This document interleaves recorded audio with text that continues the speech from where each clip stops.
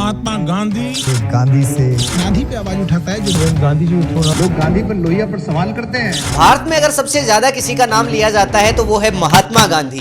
किताबों में गांधी, करेंसी पर गांधी, सड़कों पर गांधी, एयरपोर्ट पर गांधी। लेकिन सवाल सबसे बड़ा है कि क्या गांधी सच में महात्मा थे? क्या योगदान था इतिहास में गांधी का? क्या गांधी ने कभी भगत सिंह को बचाने की कोशिश की? विभाजन के समय क्या रोल था गांधी का? आज का वीडियो पूरा जरूर देखिएगा। हम इन सभी बातों पर चर्चा करने जा रहे हैं। आज के बाद गांधी के लिए आपके मन में सवाल नहीं रहेगा, मैं वादा करता हूं आपसे। तो स्वागत है दोस्तों। अगर आप चैनल पर नए हैं तो सब्सक्राइब जरूर से कर लीजिए। सबसे बड़े सवाल पर आते हैं कि क्या गांधी ने भगत सिंह को बचाने के लिए प्रयास किए थे?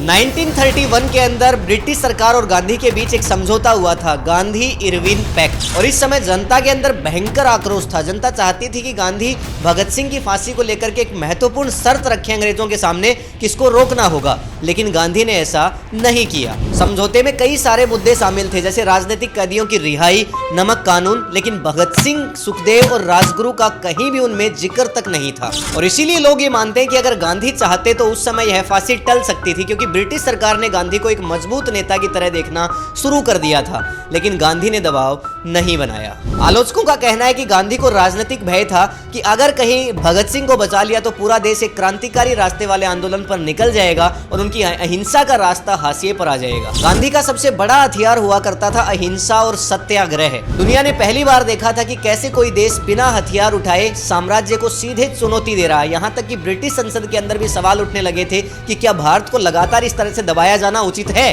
गांधी की इसी छवि के कारण कई सारे लोग प्रभावित हुए, जिनके अंदर शामिल थे अमेरिका के मार्टिन लूथर किंग जूनियर, जिन्होंने सिविल राइट्स मूवमेंट चलाया। दक्षिणी अफ्रीका के अंदर नेल्सन मंडेला, जिन्होंने रंग भेद के खिलाफ लड़ाई लड़ी। हालांकि नेल्सन मंडेला पर पूरा वीडियो बनाया जा सकता है, अगर आप कमेंट में लिखेंगे तो हम जरूर लेकर के आएंगे। इस बात में कोई शक नहीं है कि गांधी ने भारत की आजादी को वैश्विक मुद्दा बना दिया था। बाहर के अखबारों के अंदर भारत के बारे में जिक्र होता था। लेकिन सवाल है कि क्या अंतर्राष्ट्रीय अखबारों में न्यूज छपना आजादी के लिए काफी था? या असली दबाव उन क्रांतिकारियों और आजाद हिंद फौज का था जिसने ब्रिटिश की जड़ें हिलाकर रख दी थी? गांधी हमेशा कहते थे कि हिंदू मुस्लिम एकता ही भारत की ताकत है। लेकिन क्या हुआ 1947 के अंदर? देश का बंटवारा हुआ और बहुत सारे लोग मारे गए, करोड़ों लोग विस्थापित हो गए। आलोचक यहाँ तक कहते हैं कि गांधी ने बार बार जिन्ना और मुस्लिमों को रियायतें दी जब भारत का बंटवारा हो रहा था और ये साफ दिख रहा था, तब भी गांधी ने कड़े कदम नहीं उठाए, जमकर के विरोध प्रदर्शन नहीं किए। अब यहाँ से भी सीधा सवाल उठता है कि क्या गांधी की नीतियां सिर्फ किताबों तक सीमित थी, या फिर वो इतने बेबस हो चुके थे सिस्टम के सामने कि वो कुछ बोल ही नहीं पाए थे? क्या आजादी के अंदर गांधी का कोई योगदान था भी?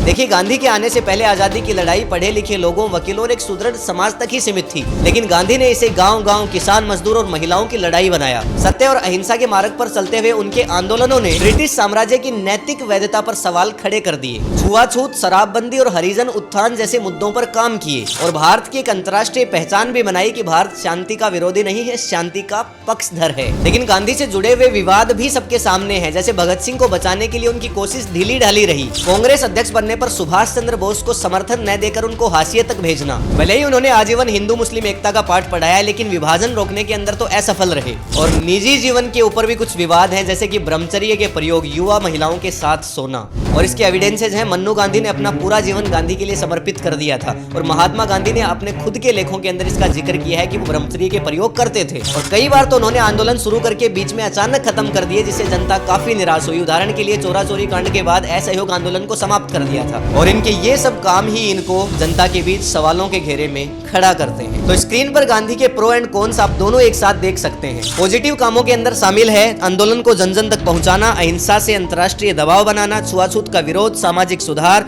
नेल्सन मंडेला और एमएलके जैसे नेताओं को प्रेरणा देना। लेकिन नेगेटिव्स के अंदर शामिल है भगत सिंह की फांसी को न रोक पाना, सुभाष चंद्र को दरकिनार करना, बंटवारा नहीं रोक सके, निजी जीवन के विवाद हैं और आंदोलनों को अचानक रोक देना। अब सवाल है कि क्या गांधी सच में महात्मा है या फिर वो इतने महान थे कि नोटों के ऊपर उनकी तस्वीर लगाई जा सके? देखिए, कांग्रेस ने लंबे समय तक राज किया और जरूरत पड़ने पर उन्होंने गांधी की छवि को बार बार प्रमोट किया। इलेक्शंस के अंदर भी उसका प्रयोग करते थे। 90s के दशक में जब नोट बदले गए तो उस समय गांधी की फोटो नोटों पर डालना आसान था, क्योंकि एक तो नैरेटिव लोगों के मन में पहले से था कि गांधी का ठीक ठाक कंट्रीब्यूशन है आजादी के अंदर, और दूसरा भारत की छवि गांधी से जुड़ी थी, क्योंकि गांधी को एक अहिंसा और सत्य का रोल मॉडल बनाया जा चुका था और भारत वैश्विक स्तर पर खुद की ऐसी ही छवि प्रस्तुत करना चाहता था, तो गांधी को नोटों के ऊपर छाप दिया गया। आलोचक कहते हैं कि बना बनाया नैरेटिव है, कांग्रेस ने जानबूझ करके गांधी का महिमा मंडन किया और उन्हें राष्ट्रपिता के रूप में प्रस्तुत कर दिया। हालांकि महात्मा शब्द का प्रयोग सबसे पहले रविंद्रनाथ टैगोर ने किया था, लेकिन यह भी सच है कि भगत सिंह, सुभाष चंद्र बोस और अंबेडकर जैसे लोगों का भी आजादी के अंदर कंट्रीब्यूशन कम नहीं था। तो किसी को बढ़ा चढ़ा करके ऊपर कहना और किसी को नीचे कहना, ये दोनों ही सही नहीं है। मेरी राय के अंदर वो सभी लोग जिसने आजादी के अंदर एक कतरा योगदान भी दिया, वो सब के सब महापुरुष हैं।